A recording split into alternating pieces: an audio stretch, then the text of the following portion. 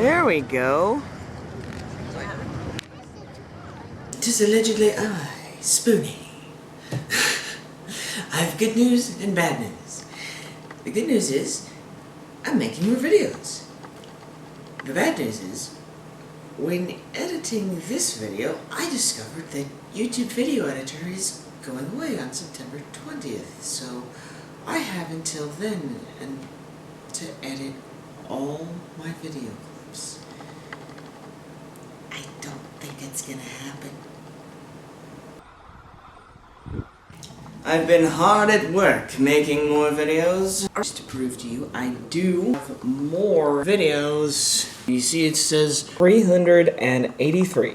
Originally, I wanted my videos to be the same sort of thing as my podcast is supposed to be, assuming I can probably soon access the years of recorded files again. My podcast, Skeptophony, started out as a standardly skeptic podcast, where the subject is mostly science and critical thinking, and fraud and cognitive biases, but with one important addition. I would throw in a bunch of stuff about examining and developing your very conscious awareness of the world on a more fundamental level. Over time, these specialty themes became the main subject of the show and included interviewing the people of science and skepticism, comedy sketches, consciousness-altering sequences, and me playing music.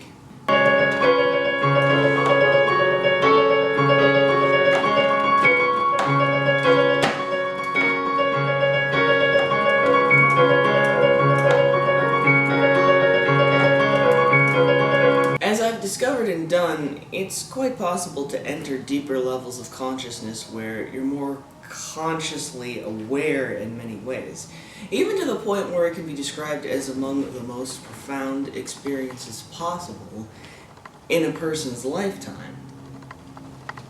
Meditation and a number of other things, some of which I'll link to at the end, can really help you become more grounded and less biased. They create measurable physical changes in parts of your brain, like the amygdala, and important regulatory systems demonstrate long-term improvement. They can enhance your mood, your health, your self-control, and your ability to think and perceive more clearly.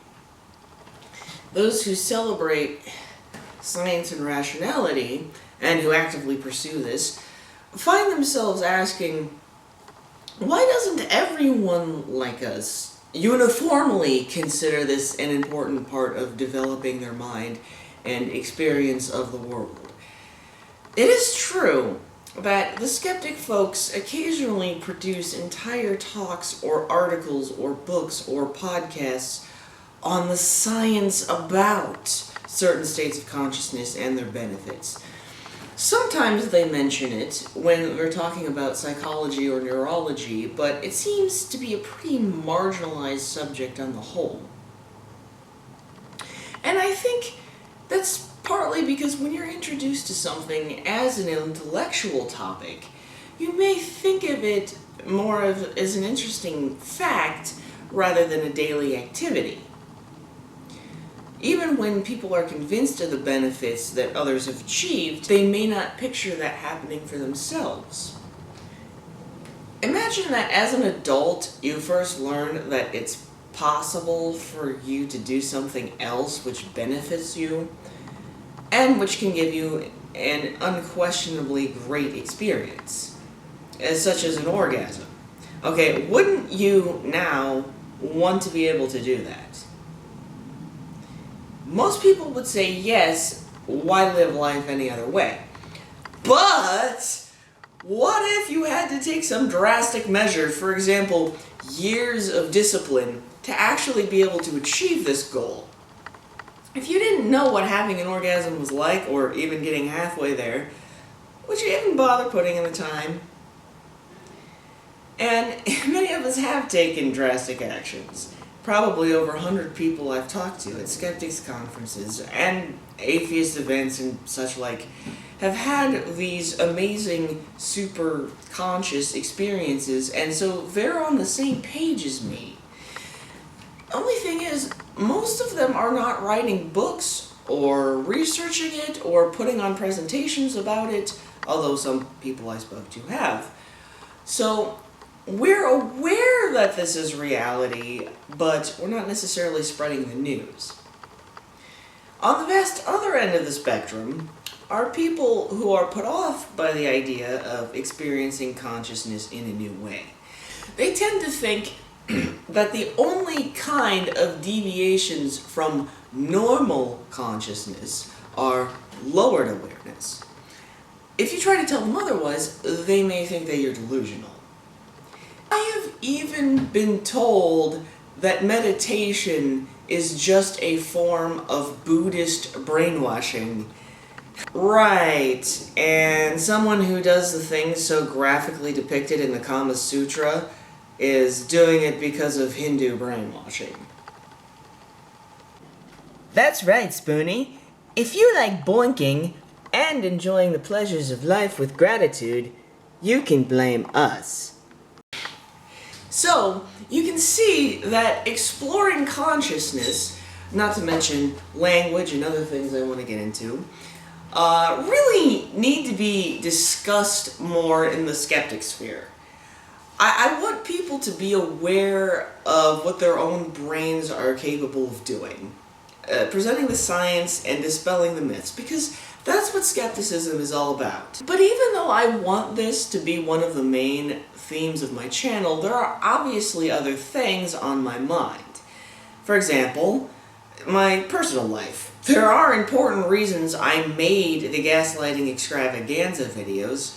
Part 1, torture and imprisonment with introduction and cat. And then part 2, pretend it didn't happen, escape from the real madhouse. But for one thing, I was able to use them as part of my police statement. Even just making and publishing it all was profoundly healing.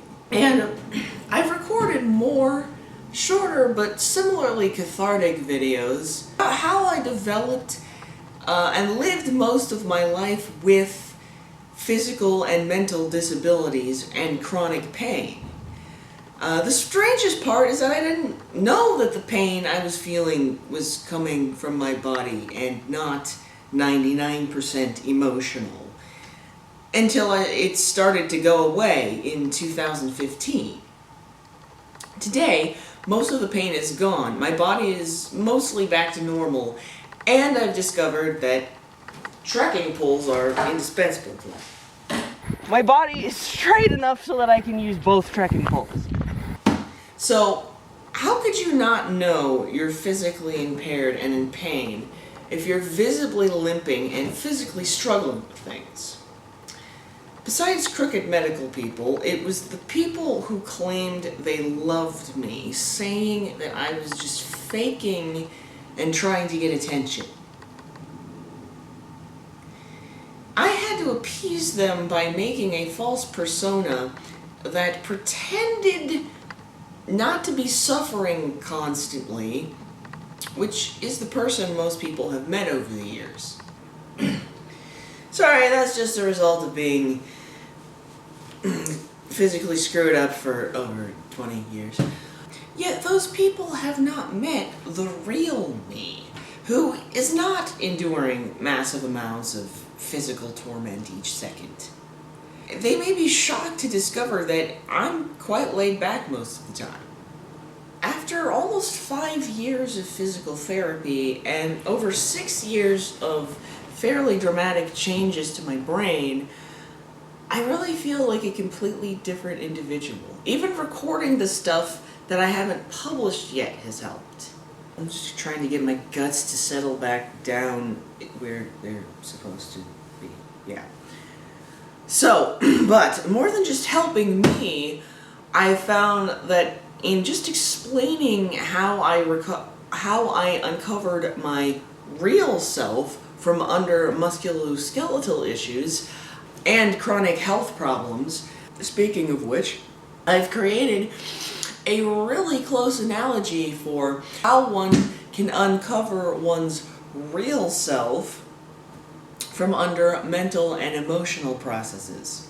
I have described how I was told that my lack of control in standing, walking, bending over, sitting, talking, eating, breathing, and other important human functions was all part of my personality. And then, what happened when I found it wasn't? Importantly, I can compare that to about how you can become mentally debilitated in the same way that you can become physically debilitated, and how recovering from each is similar. However, there are still plenty of other video clips that go way beyond even that. I have currently 420, mostly tiny videos, uploaded already. And there's the clips, the neighbor's cat, and the helicopter ride. Yet there's only 4 actual completed edited videos for the public so far. Huh? Wait, how can this be? What the hell is going on here? Please allow me to give you a top-down perspective on some of my video making through the months. I can see people. No, seriously. For example, I originally wrote the script for the second video standing up because attempting to type while sitting down was too painful. Like, right now, this is the best I can do. Then I ran out of cannabinoid-based pain meds, but was determined to shoot some darn video anyway. So, I edited the script to reflect the situation at the time and made the video. It went pretty much as I planned with the underwater UFOs, brilliant, and then the script doubles as a transcript, which you can read on my blog. Perfect! So, now that I have a system that works, I made the next videos entirely differently. This was starting in October 2016, when typing was even more difficult, partly because of some physical shifts which eventually prompted me to get the trekking poles. So instead of reading a script off the computer screen, I completely improvised a bunch of video clips. Many of them involved me at the whiteboard.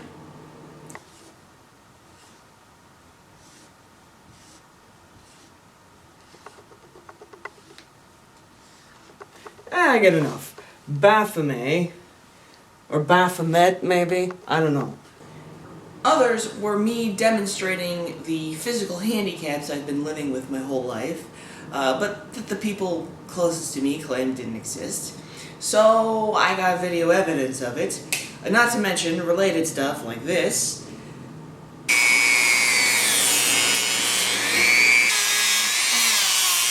Well, I'm sure you're eager to know all the details now. And as it pertains to making videos, I wasn't reading it off a screen, so there was no transcript. I uploaded a bunch of these, but had to do a lot of editing afterwards on YouTube. I recorded most of this right at the beginning of October and near the end, but in the middle of that month, I did a few clips where I don't talk because I came down with hand and foot and mouth disease, which was a brutal 2 weeks. At the end of October, I went to SciCon Vegas of Science and Skepticism, where I got a little more video of some strange creatures at the con, as well as some outside. Yeah, I had a UFO sighting in Los Angeles in like 95. I met and talked to a lot of interesting people, saw a lot of presentations, and spent a lot of time laying down because I did not have quite the pain control that I needed. I'm grateful for not getting sick afterward. Already got that out of the way. So just after getting back from the con and running another errand, I fell so deeply asleep that it was both the most wonderful thing in the world and most unhelpful. I slept through a rock crashing through the picture window. And I was so pissed off by being woken up to help clean up glass when the police got here. Despite being extremely busy around that time of year, and as such not really able to recover well from the exhaustion, I very dedicatedly went to work on the videos, watching these improvised clips and writing down what was in each one on an individual index card. Because typing was too difficult at the time, I wrote scripts for more clips on paper and index cards in order to assemble them in a more or less logical narrative. I even shot some of them and thought I'd have a couple out before the end of 2016, but something stopped me from completing them. I felt my biggest story, the gaslighting extravaganza of 2003, just couldn't wait.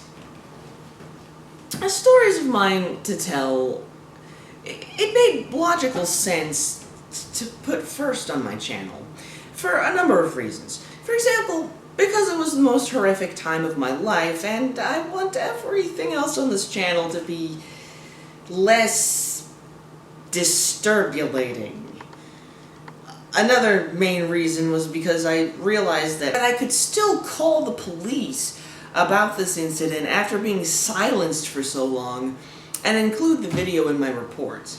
Now, if I'm telling a massive and detailed story like that, I definitely need a script. Problem was, I still couldn't sit down, at least not in a stable enough way that I could type. Typing standing up was becoming too exhausting and difficult, so I decided to kick it old school and write it on many legal paths, mostly while standing against a shelf with Shiva and dead Jesus. After I don't know how many weeks of exhausting work, I finally had it all done and published, and yes, the police did see it. Not my best work to be sure, but they didn't complain. A third reason for this story is that the building of another mind, what I've learned about how to think and perceive, that's the real story. The gaslighting extravaganza is like the immense prequel to a lot of the other important stuff I have planned for my channel. These events I described resulted in emotional trauma which caused the loss of sensation in many parts of my body for 9 years. Recovering involved lots of mental discipline, suggestion, and altered states of consciousness. After making the gaslighting extravaganza video, I wanted to immediately continue with putting together more videos, but alas, I came down with a really severe sinus infection. I was sick for 3 months, the first 2 of which were the sinus infection. All that time, I'd also been trying to do a few other projects, such as write an important but long blog post, which I wanted to do before finishing this video, and did, so that I could link to it afterward. But I had been so incredibly run down, it was difficult, if impossible, to focus on anything. By the time I finally felt better, just before I could finish it, I went on a little road trip to Montana.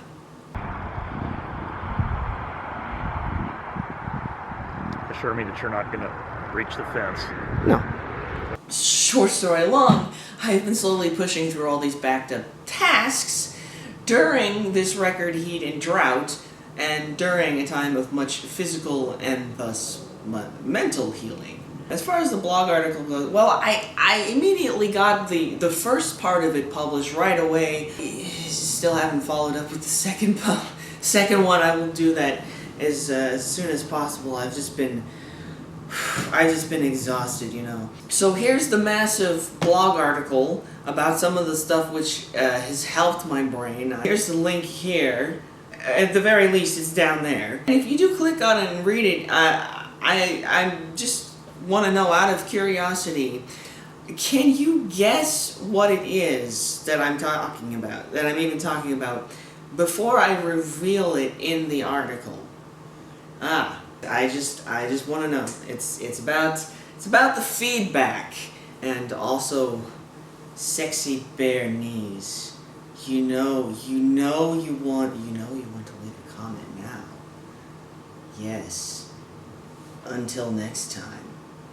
Except now I'm also going to have to re-upload my unpublished video clips.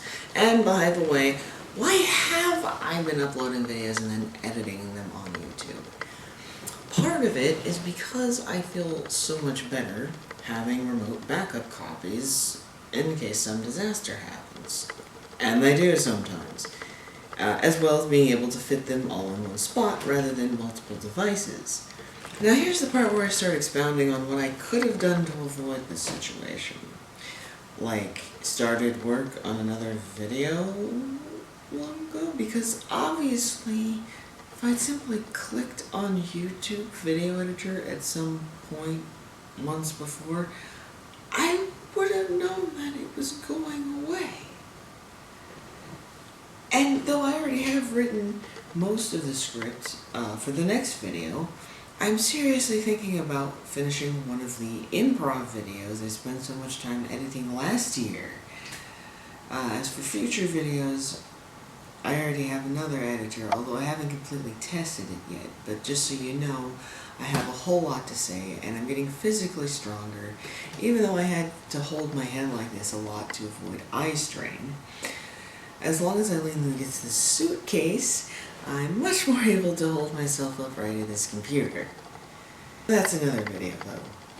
Several, really. For now, all I have is these 4 others.